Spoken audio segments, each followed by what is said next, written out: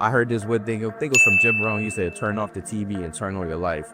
So you stop tapping into the shade room and you start listening to audiobooks by, high level entrepreneurs. It's going to impact your mindset a lot different.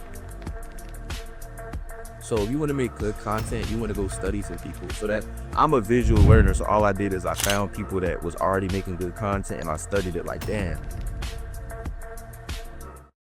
And I'm asking this because I just like to understand people's perspective. Do you think college is a scam? No. Okay, tell me why. Because a lot of people don't know how to like communicate. They don't know how to network.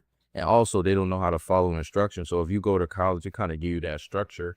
And then it kind of allows you to be able to be a better entrepreneur. That's good. Hey, I agree with that part. So someone asked me that before and I was like, yeah, it's a scam, but I was saying more so school kind of forces you to have to network and stuff. That's good. Being successful is a mindset thing. What would you tell someone? What are some actionable steps that they could do now to change their mindset to start thinking with a growth mindset versus a poverty mindset? I heard this one thing, I think it was from Jim Rohn. He said, turn off the TV and turn on your life.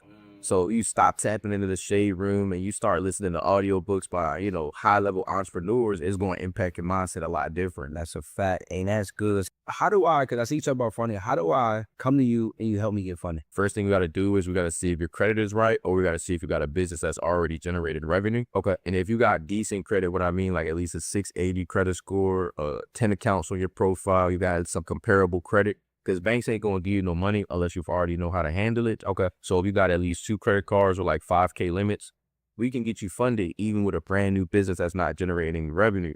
But in most cases, people got fucked up credit. So they're going to have to start making money before they can get funded. Banks trust people who are credible. So if you got good credit, it's pretty much a representation of the decisions you make financially. Dang. So they know you're going to pay them back. How can I duplicate? I got some Airbnbs. Right? Can you help me package that up and sell it? Absolutely. What's that process like?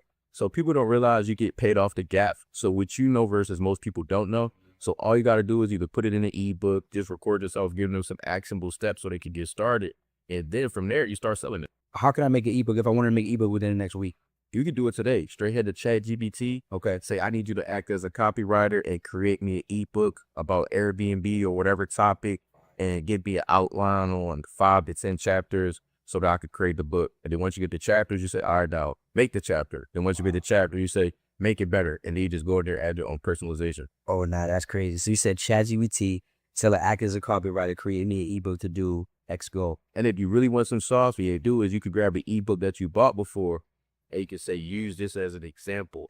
Talk about how you've been able to leverage content and give me some steps on how I can create content to up my game and get more leads. So if you want to make good content, you want to go study some people. So that I'm a visual learner. So all I did is I found people that was already making good content and I studied it like, damn, they using good cameras. They got good hooks. They got good value in the video. And it's not like, hey, my name's Zaki. I'm going to teach you some shit. Hey, let me give you a good look. It'd be like, here's 3 banks you could go get 100,000 from private. Hey, I'm Zaki. I can teach you how to get 100,000 at. I'm going to build a freak. They like, zero. Exactly. Okay, that's good. So break down hook, value, and you said one more thing. So for the people, they might be new.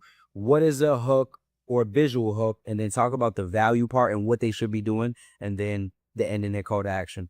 I look at it like the best place to murder hooks from is the newspaper, is blog posts, is like places that like the shade room. If you look at every shade room post, it's always going to make you want to click on it, swipe right.